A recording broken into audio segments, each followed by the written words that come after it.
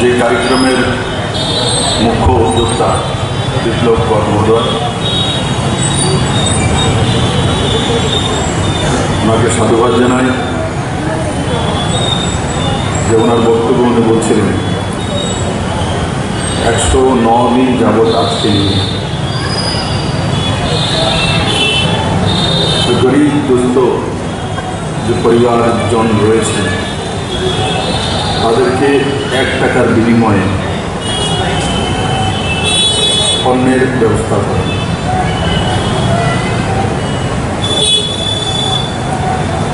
এটা অত্যন্ত প্রশংসনীয় এবং তার সঙ্গে মানবিক দিক একটা বড় বিষয় তার মধ্যে প্রকাশিত হয়। এই কার্যক্রমে মঞ্চে উপস্থিত ত্রিপুরা সরকারের ট্রান্সপোর্ট ডিপার্টমেন্টের এআরটিসি কর্পোরেশনের চেয়ারম্যান শ্রী দীপক মজুমদার মহোদয়, ত্রিপুরা আগরতলা প্রেস ক্লাবের সম্পাদক এবং হেডলাইন্স নিউজ চ্যানেলের কর্ণধার আদরণীয় প্রণব সরকার মহোদয়, এখানে উপস্থিত আমার সমস্ত শ্রমিক পরিবারের পরিজনগণ আর মিডিয়ার বন্ধু,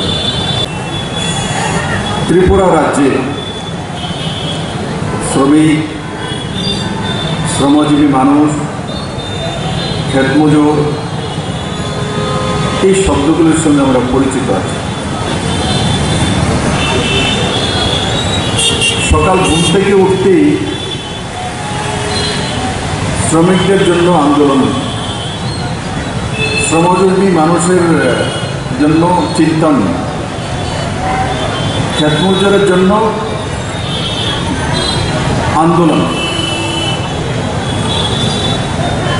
বিগত 40-45 বছর যাবৎ ত্রিপুরাতে গ্রামে গঞ্জে শহরে প্রবাহমান। আর এই শ্রমিক সংগঠনগুলো কে চালাতো? এই শ্রমিক সংগঠনগুলো কমিউনিস্টের দ্বারা পরিচালিত। বলতো আমরাই শ্রমিকের মাসিয়া, আমরাই ক্ষেতমজুরের মাসিয়া, আমরাই শ্রমজীবী মানুষের মুক্তিদাতা। আসলে এই শব্দগুলো কি ত্রিপুরাতে সঠিক প্রমাণিত হয়েছে যে তারাই মুক্তিদাতা? 45 বছর যাবৎ কতটা শ্রমিক পরিবারের জন্য কি কি স্কিম করেছে, কতটা ক্ষেতমজুরের পরিবারের জন্য কি কি স্কিম করেছে, যাদের জমি নেই, ল্যান্ডলেস, বর্গদার, তাদের জন্য কি করেছে? বর্গদারের সঙ্গে যার জমির মালিক তার সঙ্গে লড়াই করিয়েছে, আন্দোলন করিয়েছে। জমিনে যাচ্ছিল না, খেতি হচ্ছিল না, এগ্রিকালচার প্রোডাক্টের ডাউন হয়ে গেছে, পেডি উৎপন্ন, ধান উৎপন্ন হচ্ছিল না। কিন্তু বর্গদার কি কোনো পেয়েছে? বর্গদারের জীবনমান উন্নয়ন হয়েছে, তার জন্য কোনো স্কিম এনেছে? যারা শ্রমজীবী মানুষ, শ্রমিক, তাদের জীবনমান উন্নয়নের জন্য একটি স্কিম এনেছে? কিছুই আনেনি। তো জীবনমানকে আন্দোলন করলে এই কি জীবনমান উন্নয়ন হয়ে যায়? আন্দোলন করলে কি ঘরে চাল চলে আসে? আন্দোলন করলে কি ক্ষেতের মধ্যে ধান চলে আসবে? না, তার জন্য স্কিম চাই, তার জন্য মেহনত চাই, তার জন্য লগন চাই, তার জন্য বাজেট চাই, তার জন্য নিয়ত চাই, তার জন্য নিয়ম চাই, তার জন্য কানুন চাই।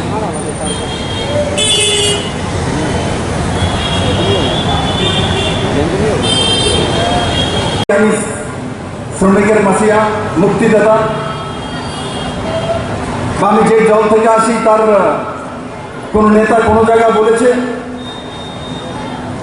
যে আমি ক্ষেত মজুরের মাসিয়া, আমি তাদের মুক্তিদাতা বলিনি, আমরা কাজ করি। প্রধানমন্ত্রী সম্মান ধন যোজনা কে এনেছে? নরেন্দ্র ভাই মোদী। पीएम किसान निधि, प्रधानमंत्री किसान सम्मान निधि কে এনেছে? কলেজগুলোর লোকের আনেনি, কমিউনিস্ট আনেনি, মাননীয় প্রধানমন্ত্রী নরেন্দ্র ভাই মোদী।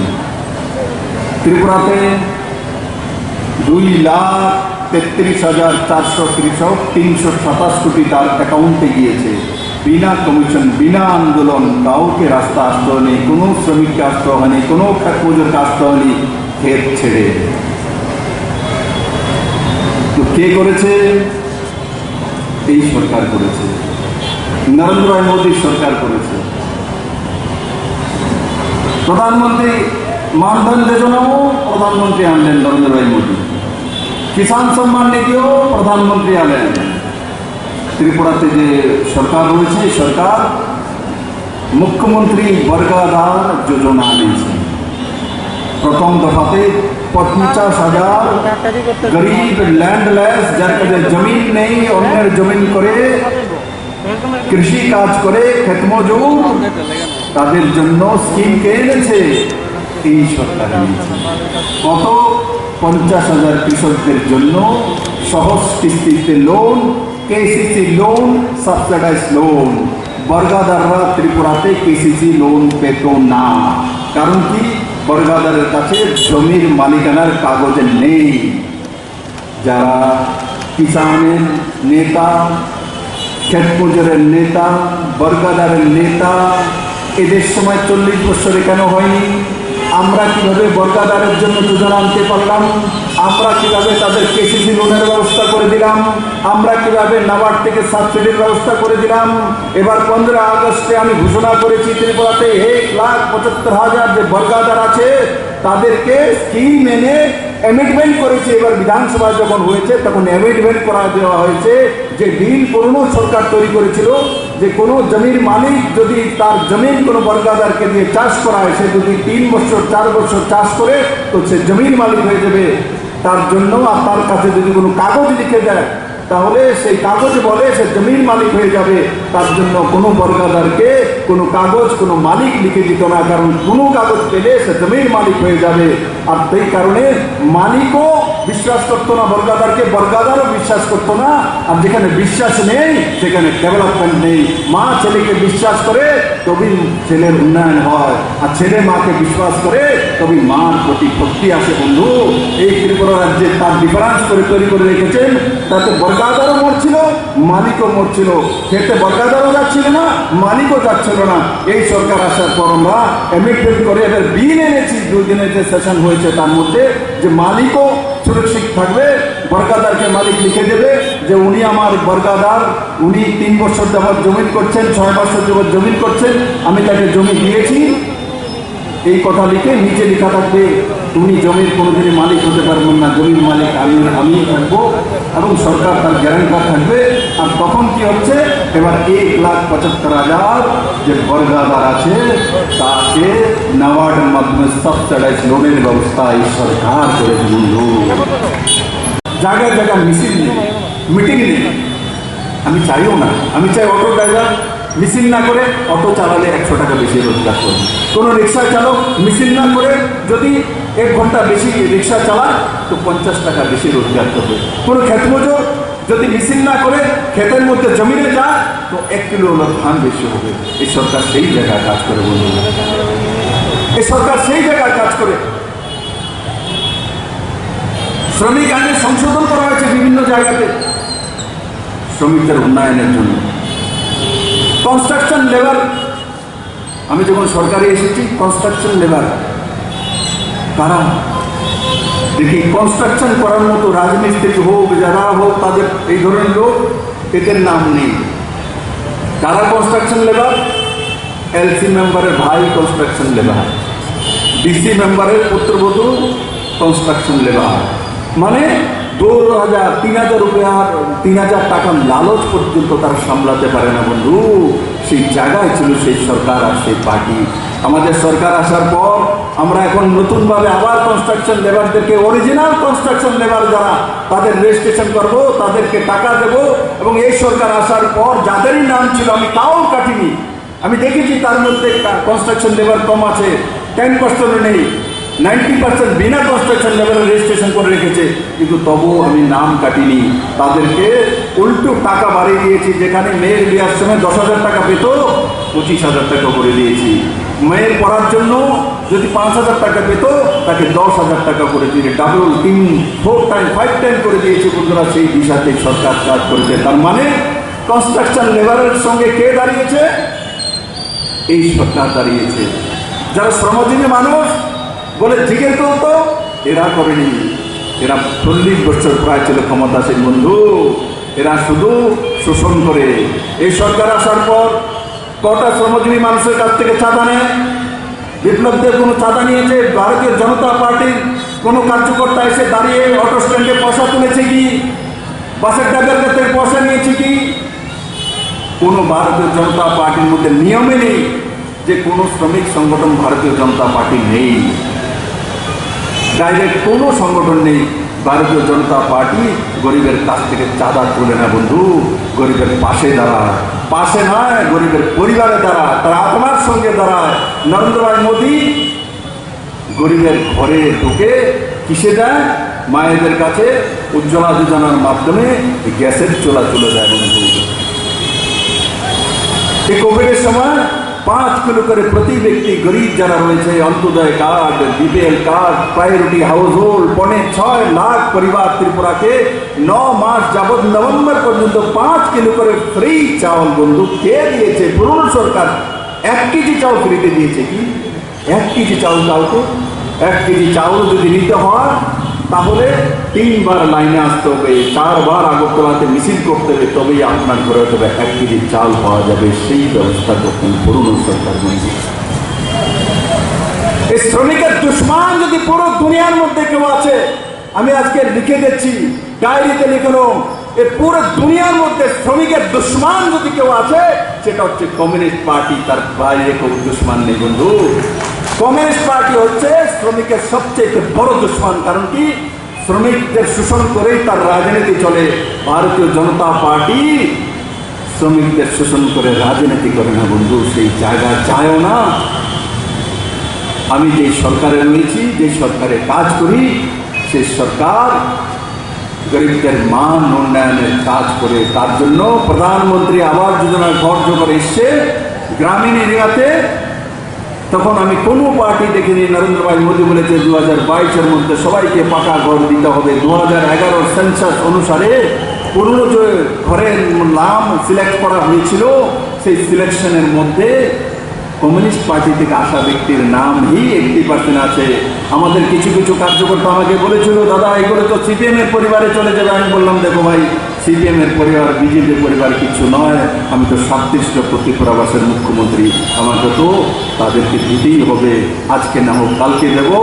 5 সেপ্টেম্বর ইতিহাস তৈরি করে ত্রিপুরার কাছে প্রথমবার হয়েছে একসঙ্গে 1,59,000 ঘর, 2,100 কোটি টাকার ঘর স্যাংশন করে দিয়েছি বন্ধুরা। সেই দিশাতে সরকার সবকা সাথ সবকা বিকাশের মন্ত্র নিয়ে কাজ করে। এই সরকার বলে না, পুরনো সরকার বলতো স্বর্ণযুগ চলছে। কাহে কি স্বর্ণযুগ চলছে? কেউ স্বর্ণ দেখেছে? কিসের স্বর্ণযুগ? স্বর্ণযুগের নাম বলে বলে ত্রিপুরাতে 10 বছর রাজত্ব করে দিয়েছেন। স্বর্ণযুগ চলছে বলে ত্রিপুরাতে কিসের স্বর্ণযুগ? পার ক্যাপিটা ইনকাম যদি স্বর্ণযুগ চলে, যখন এসছি 1,04,44 টাকা, কোভিডের 1.5 বছর গেছে, তার মধ্যে ত্রিপুরা মানুষের পার ক্যাপিটা ইনকাম কত? 1,31,000 টাকা, 25% বেড়েছে। তো স্বর্ণযুগের থেকে বেড়ে গেছে। ত্রিপুরাতে কৃষকদের পার ক্যাপিটা ইনকাম 2016-17 কত ছিল? 6,580 টাকা তার আশপাশে। আমাদের সরকার আসার পর কত হয়েছে? 11,093 টাকা, ডাবলের কাছাকাছি চলে এসছে। তাহলে স্বর্ণযুগে না বাড়ার কথা ছিল, এখন তো বিজেপি যুগে বেড়ে গেছে, মোদী যুগে বেড়ে গেছে। তাহলে কিসের স্বর্ণযুগ ছিল? স্বর্ণযুগ যদি 6,000 আটকাতে হয়, আর মোদিজি যদি 11,000 পৌঁছে তো ত্রিপুরা মানুষ ট্যাগ করুক, স্বর্ণ যুগে থাকবে না মোদি যুগে থাকবে, না ডাবল ইঞ্জিনে থাকবে না পলিট ব্যুরোর ইঞ্জিনে থাকবে। বন্ধুরা, আমি হৃদয় থেকে বলছি, ত্রিপুরাকে কেউ লুণ্ঠন যদি কেউ করেছে, এই সামনে যে এখান থেকে দেখা যায় 7 তলা একটা বিল্ডিং তৈরি করেছে, এই শ্রমিকের শোষণের পয়সা দিয়ে, সেটা তাদের চাঁদা দিয়ে তৈরি করেছে বন্ধু। সেটা হচ্ছে শ্রমিকের শোষণের সবচেয়ে বড় যে ধরবার, ওটা তৈরি হয়েছে বন্ধু। আছে কংগ্রেস আছে, অন্যান্য পার্টি রয়েছে, কিন্তু ত্রিপুরার যে এত বড় পার্টি অফিস, যে পার্টিগুলোকে বলা হয়, কংগ্রেসকে বলা হয় যে ভাই সেটা পরিবারের পার্টি, সেটা পয়সাওয়ালার পার্টি, কিন্তু পয়সাওয়ালার পার্টির 7 তলা বিল্ডিং ত্রিপুরাতে তৈরি হয়নি। যারা শ্রমজীবী মানুষের কথা বলে তাদের তৈরি হয়ে গেছে। এই মনুমেন্ট থেকে বিল্ডিং প্রমাণ করে যে ত্রিপুরার গরিবদেরকে শোষণ করে, তাদের রক্তের এবং তাদের যে ঘাম আছে, তাদের যে মেহনত, তার ফসল তারা পায়নি বন্ধু। যারা পেয়েছে এরা কেউ পরিবর্তন দেয়, কেউ বিধানসভা দেয়, কেউ এমপি, কেউ চেয়ারম্যান, সেই জায়গা চলে গেছে। তাই বন্ধুরা, আমি আপনাদেরকে বলবো, এই গরিব অংশের মানুষ যারা দৈনিক পরিশ্রম করে তার জীবন নির্বাহ করেন, আপনারা যাতে স্বাভিমানী হতে পারেন, স্বাবলম্বী হতে পারেন, এই সাথে সরকার কাজ করা শুরু করেছে বন্ধু। তার প্রমাণ পাবেন দৈনন্দিন জীবনে চলবেন, যখন হসপিটালে যাবেন, যখন রাস্তায় চলবেন। পুরনো সরকারে ছিল, আগরতলা তখনও ছিল, আগরতলা শহরের মধ্যে আমি দেখেছি 50% লাইট নিভে থাকত, 50%। আজকের দিনে আগরতলাতে 90% লাইট জ্বলে থাকে। 2018-তে সরকার আসার আগে পুরো দুনিয়াতে সব জায়গাতে red light, green light, yellow light হতো ট্রাফিক সিগন্যালের। ত্রিপুরাতে হাত দিয়ে বসে থাকতো পুরনো জামানার মধ্যে, থামুন একটা লাগিয়ে, এদিকে যান, এদিকে যান, ট্রাফিক পুলিশ। আর আজকে অমরপুরে, সাবরুমে, বিলুনিয়াতে, আগরতলাতে, ধর্মনগরে, কৈলাসহরে, যে কোনো সিটিতে যান তো আপনি সেখানে আধুনিকতার লক্ষণ পাবেন। সেখানে রেড লাইট দেখবেন, সেখানে ট্রাফিক সিগন্যাল লাইট দেখবেন। 25 বছরের টানা সরকার ট্রাফিক সিগন্যালের একটা লাইট শুধু আগরতলাতে লাগাতে পেরেছিল, তার বাইরে কিছু করতে পারেনি। কিন্তু আমাদের সরকার আসার পর আমরা সেই জায়গাতে ত্রিপুরাকে নিয়ে গেছি বন্ধু। আজকেও ট্রেন হয়, আগেও ট্রেন হতো। জলের বিষয়ে বলছিলেন প্রণববাবু, এরা আগেও ট্রেন হতো, আজকেও ট্রেন হয়। আগে ট্রেন দিয়ে জল যেত না। কে তৈরি করেছে, কে পয়সা কিনেছে, কেন তৈরি করা হয়েছে, তার উত্তর দেওয়ার জন্য কোনো ব্যক্তি নেই। কারণ সব তো আন্দোলনকারী। আন্দোলনের কারণে ড্রেন হবে, আন্দোলনের কারণে বৃষ্টি হবে, আন্দোলনের কারণে জল যাবে, আন্দোলনের কারণে সব কিছু হয়। আজকে আন্দোলন করতে হয় না। বিনা আন্দোলনে ত্রিপুরাতে যে মানুষের জীবন মান উন্নয়ন হচ্ছে। কোভিডের সময় কাউর আন্দোলন করতে হয়নি। 7 লাখ পরিবারের কাছে মুখ্যমন্ত্রীর প্যাকেট পৌঁছে গেছে খাদ্যে।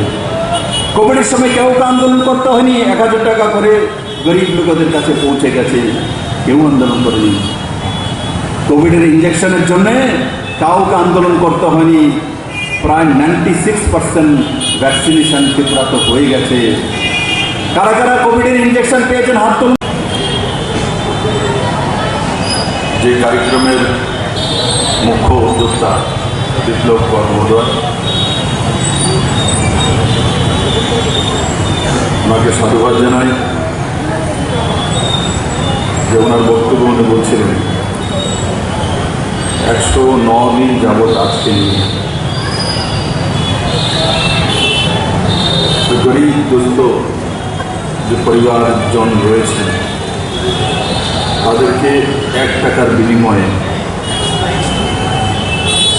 অন্যের ব্যবস্থা করেন।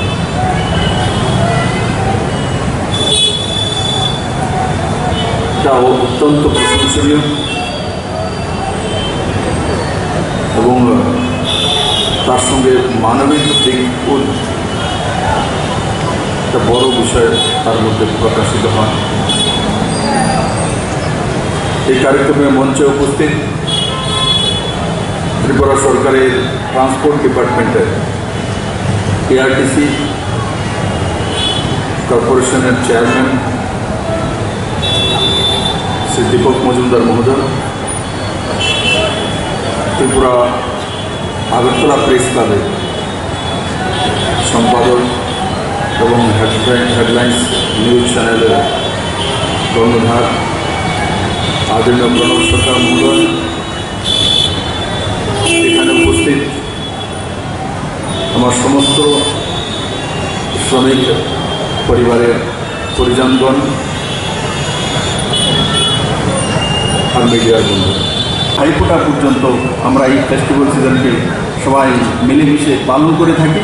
আমি আশা করি আপনারা সাবধানতার সঙ্গে এই পূজা উৎসবগুলো পালন করবেন, আর আপনাদের জীবনমান উন্নয়ন হোক, সেটা এই সরকার যেভাবে কাজ করে চলছে, আপনাদের কাছে রোজগার আসবে, জীবনমান উন্নয়ন হবে। শুধু উন্নয়নের ধারা, সেই ধারা যখন চলতে থাকে তখন তাকে কেউ আটকাতে পারে না। মোদির যে উন্নয়নের ধারা, সে কেউ আটকাতে পারে না বন্ধু।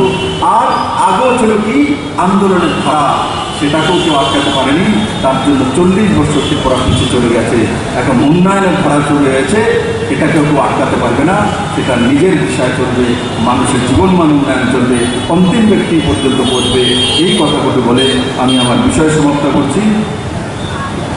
বন্দে মাতরম, জয় হিন্দ। ঠিক আছে, কংগ্রেস আছে, অন্যান্য পার্টি রয়েছে, কিন্তু ত্রিপুরার যে এত বড় পার্টি অফিস, যে পার্টিগুলোকে বলা হয়, কংগ্রেসকে বলা হয় যে ভাই সেটা পরিবারের পার্টি, সেটা পয়সাওয়ালার পার্টি, কিন্তু পয়সাওয়ালার পার্টির 7তলা বিল্ডিং ত্রিপুরাতে তৈরি হয়নি। যারা শ্রমজীবী মানুষের কথা বলে তাদের তৈরি হয়ে গেছে। এই মনুমেন্ট থেকে বিল্ডিং প্রমাণ করে যে ত্রিপুরার গরিবদেরকে শোষণ করে, তাদের রক্তের এবং তাদের যে ঘাম আছে, তাদের যে মেহনত, তার ফসল তারা পায়নি বন্ধু। যারা পেয়েছে এরা কেউ পরিবর্তে, কেউ বিধানসভা দেয়, কেউ এমপি, কেউ চেয়ারম্যান, সেই জায়গায় চলে গেছে। তাই বন্ধুরা, আমি আপনাদেরকে বলবো, এই গরিব অংশের মানুষ যারা দৈনিক পরিশ্রম করে তার জীবন নির্বাহ করেন, আপনারা যাতে স্বাভিমানী হতে পারেন, স্বাবলম্বী হতে পারেন, এই দেশে সরকার কাজ করা শুরু করেছে বন্ধু। তার প্রমাণ পাবেন দৈনন্দিন জীবনে চলবেন, যখন হসপিটালে যাবেন, যখন রাস্তায় চলবেন। পুরনো সরকারে ছিল, আগরতলা তখনও ছিল, আগরতলা শহরের মধ্যে আমি দেখেছি 50% লাইট নিভে থাকতো। 50%, আজকের দিনে আগরতলাতে 90% লাইট জ্বলে থাকে। 2018-তে সরকার আসার আগে পুরো দুনিয়াতে সব জায়গাতে red light, green light, yellow light হতো ট্রাফিক সিগন্যালের। ত্রিপুরাতে হাত দিয়ে বসে থাকতো পুরনো জামার মধ্যে, থামুন একটা লাগিয়ে, এদিকে যান ট্রাফিক পুলিশ। আর আজকে অমরপুরে, সাবরুমে, বিলুনিয়াতে, আগরতলাতে, ধর্মনগরে, কৈলাসহরে, যে কোনো সিটিতে যান তো আপনি সেখানে আধুনিকতার লক্ষণ পাবেন। সেখানে রেড লাইট দেখবেন, সেখানে ট্রাফিক সিগন্যাল লাইট দেখবেন। 25 বছরের টানা সরকার ট্রাফিক সিগন্যালের একটা লাইট শুধু আগরতলাতে লাগাতে পেরেছিল, তার বাইরে কিছু করতে পারেনি। কিন্তু আমাদের সরকার আসার পর আমরা সেই জায়গাতে ত্রিপুরাকে নিয়ে গেছি বন্ধু। আজকেও ট্রেন হয়, আগেও ট্রেন হতো। জলের বিষয়ে বলছিলেন প্রণববাবু, এরা আগেও ট্রেন হতো, আজকেও ট্রেন হয়। আগে ট্রেন দিয়ে জল যেত না। কে তৈরি করেছে, কে পয়সা খেয়েছে, কেন তৈরি করা হয়েছে, তার উত্তর দেওয়ার জন্য কোনো ব্যক্তি নেই। কেন সত্য আন্দোলনকারী, আন্দোলনের কারণে ডেরো হয়ে, আন্দোলনের কারণে বৃষ্টি হবে, আন্দোলনের কারণে জল যাবে, আন্দোলনের কারণে সব কিছু। আজকে আন্দোলন করতে হবে না। বিনা আন্দোলনে ত্রিপুরাতে যে মানুষের জীবনমান উন্নয়ন হচ্ছে। কোভিডের সময় কাউর আন্দোলন করতে হয়নি, 7 লাখ পরিবারের কাছে মুখ্যমন্ত্রীর প্যাকেট পৌঁছে গেছে খাদ্যে। কোভিডের সময় কাউকে আন্দোলন করতে হয়নি, 1000 টাকা করে গরিব লোকেদের কাছে পৌঁছে গেছে, কেউ আন্দোলন করেনি। কোভিডের ইঞ্জেকশনের জন্য কাউকে আন্দোলন করতে হয়নি। প্রায় 96% ভ্যাকসিনেশন ত্রিপুরাতে হয়ে গেছে। কারা কারা কোভিডের ইঞ্জেকশন পেয়েছেন হাত তুলুন। ত্রিপুরা রাজ্যে শ্রমিক, শ্রমজীবী মানুষ, ক্ষেতমজুর, এই শব্দগুলোর সঙ্গে আমরা পরিচিত আছি।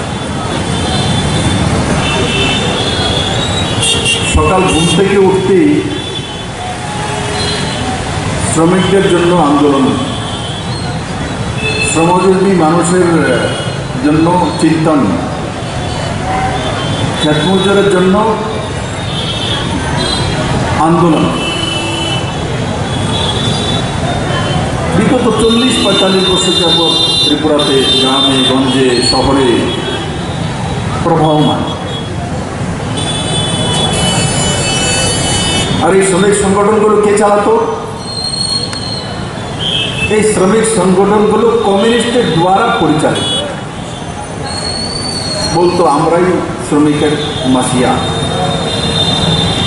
আমরাই ক্ষেতমজুরের মাসিয়া,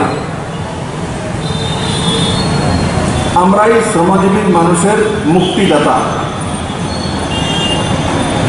আসলে এই শব্দগুলো কি ত্রিপুরাতে সঠিক প্রমাণিত হয়েছে যে তারাই মুক্তিদাতা? যা 45 বছর যাবৎ কতটা শ্রমিক পরিবারের জন্য কি কি স্কিম করেছে, কতটা ক্ষেতমজুরের পরিবারের জন্য কি কি স্কিম করেছে, যাদের জমি নেই, ল্যান্ডলেস, বর্গাদার, তাদের জন্য কি করেছে? বর্গাদারের সঙ্গে যার জমির মালিক তার সঙ্গে লড়াই করিয়েছে, আন্দোলন করিয়েছে। জমিনে যাচ্ছিল না, খেতি হচ্ছিল না, এগ্রিকালচার প্রোডাক্টের ডাউন হয়ে গেছে, পেডি উৎপন্ন, ধান উৎপন্ন হচ্ছিল না। কিন্তু বর্গাদার কি কোনো পেয়েছে? বর্গাদার জীবনমান উন্নয়ন হয়েছে, তার জন্য কোনো স্কিম এনেছে? যারা শ্রমজীবী মানুষ, শ্রমিক, তাদের জীবনমান উন্নয়নের জন্য একটি স্কিম এনেছে? কিছুই আনেনি। তো জীবনমানকে আন্দোলন করলে এই কি জীবনমান উন্নয়ন হয়ে যায়? আন্দোলন করলে কি ঘরে চাল চলে আসে? আন্দোলন করলে কি ক্ষেতের মধ্যে ধান চলে আসবে? না, তার জন্য স্কিম চাই, তার জন্য মেহনত চাই, তার জন্য লগন চাই, তার জন্য বাজেট চাই, তার জন্য নিয়ত চাই, তার জন্য নিয়ম চাই, তার জন্য কানুন চাই।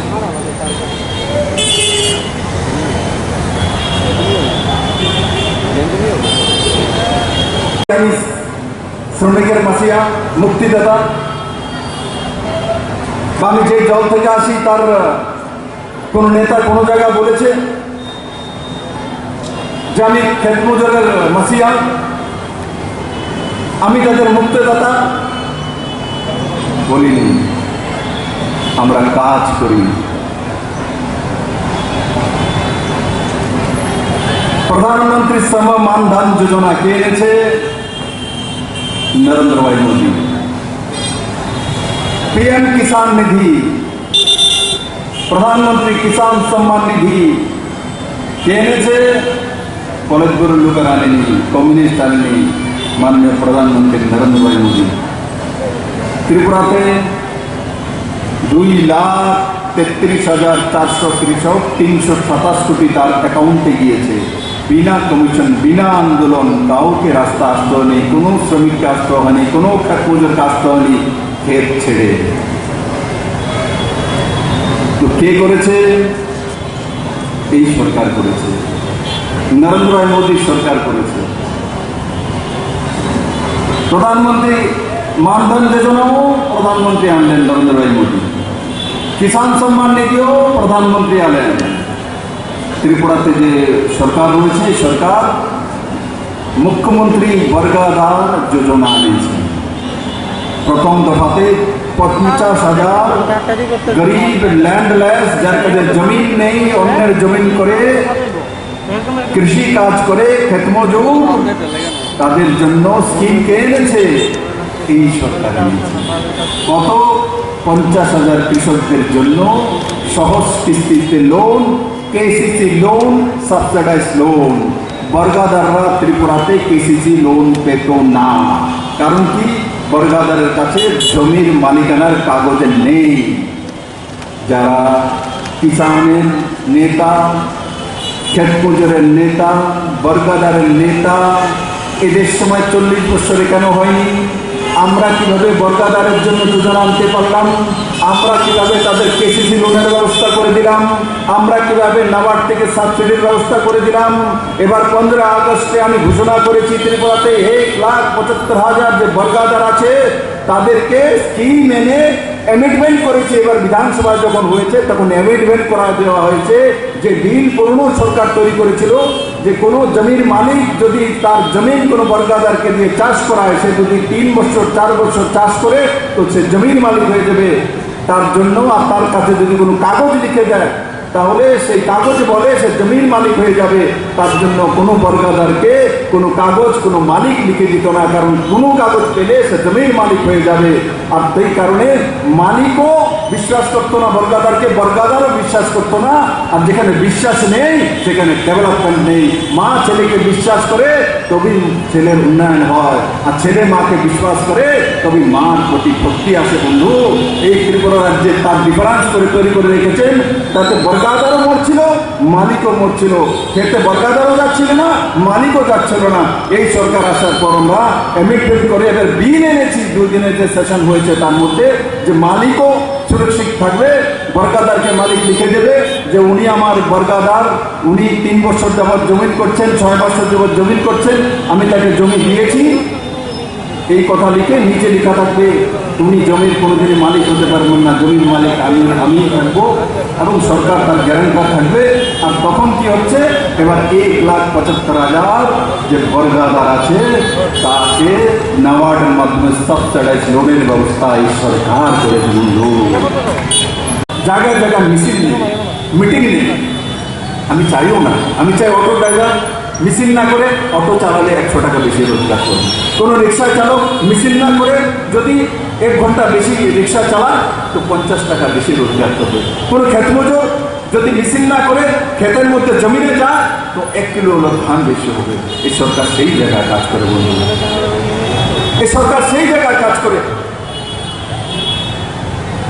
শ্রমিক আইনে সংশোধন করা হয়েছে বিভিন্ন জায়গাতে শ্রমিকদের উন্নয়নের জন্য।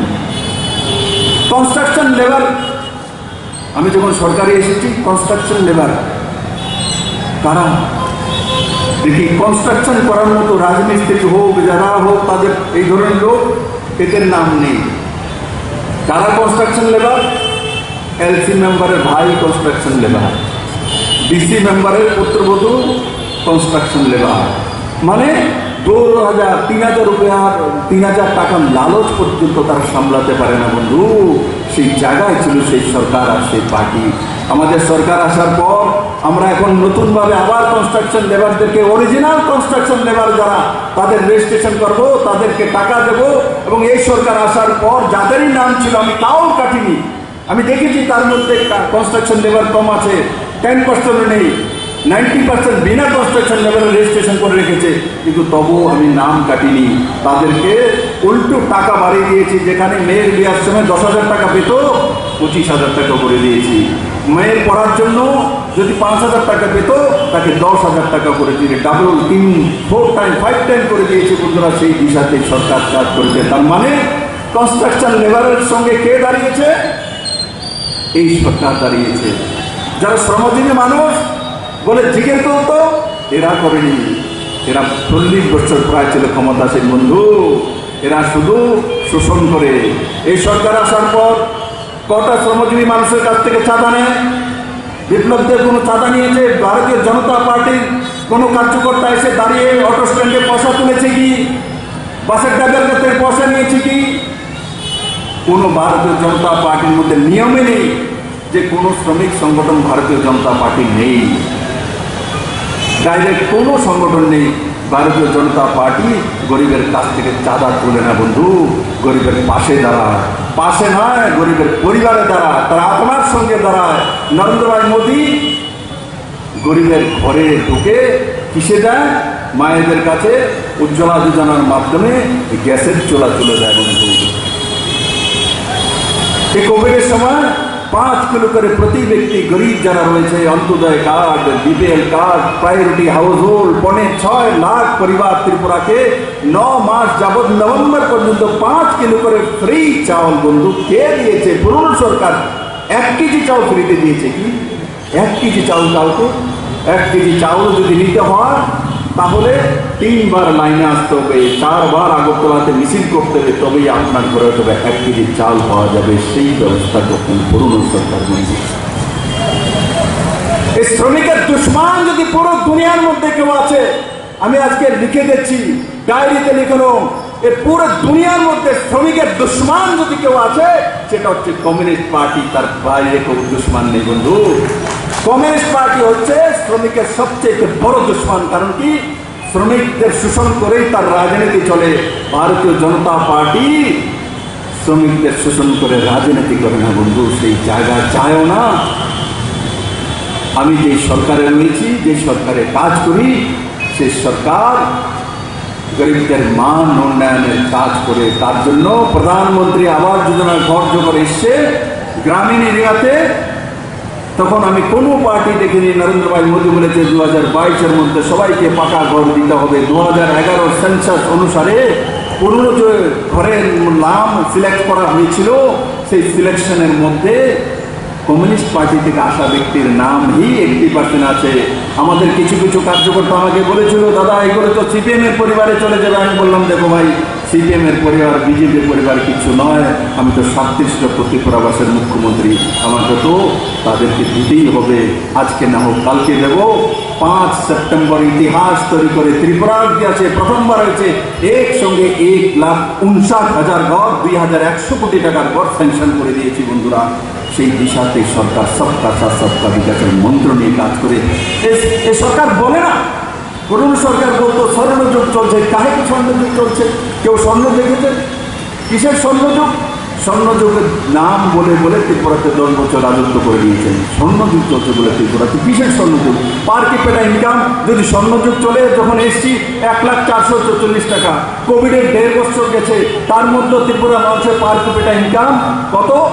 1,31,000 টাকা, 25% বেড়েছে। তো স্বর্ণযুগের থেকে তো বেড়ে গেছে। ত্রিপুরাতে কৃষকদের পার ক্যাপিটা ইনকাম 2016-17 কত ছিল? 6,580 টাকা, তার আশপাশে। আমাদের সরকার আসার পরে কত হয়েছে? 11,093 টাকা, লেভেলের কাছাকাছি চলে এসছে। তাহলে স্বর্ণযুগে না বাড়ার কথা ছিল, এখন তো বিজেপি যুগে বেড়ে গেছে, মোদী যুগে বেড়ে গেছে। তাহলে কিসের স্বর্ণযুগ ছিল? স্বর্ণযুগ যদি 6,000 আটকাতে হয় আর মোদী যুগ যদি 11,000-এ পৌঁছে, তো ত্রিপুরা মানুষ তাই করো, স্বর্ণযুগে থাকবে না মোদী যুগে থাকবে, না ডাবল ইঞ্জিনে থাকবে না পলিট ব্যুরোর ইঞ্জিনে থাকবে? বন্ধুরা, আমি হৃদয় থেকে বলছি, ত্রিপুরাকে কেউ লুণ্ঠন যদি কেউ করেছে, এই সামনে যে এখান থেকে দেখা যায় 7 তলা একটা বিল্ডিং তৈরি করেছে, এই শ্রমিকের শোষণের পয়সা দিয়ে, সেটা তাদের চাঁদা দিয়ে তৈরি করেছে বন্ধু। সেটা হচ্ছে শ্রমিকের শোষণের সবচেয়ে বড় যে ধরবর, ওটা তৈরি হয়েছে বন্ধু।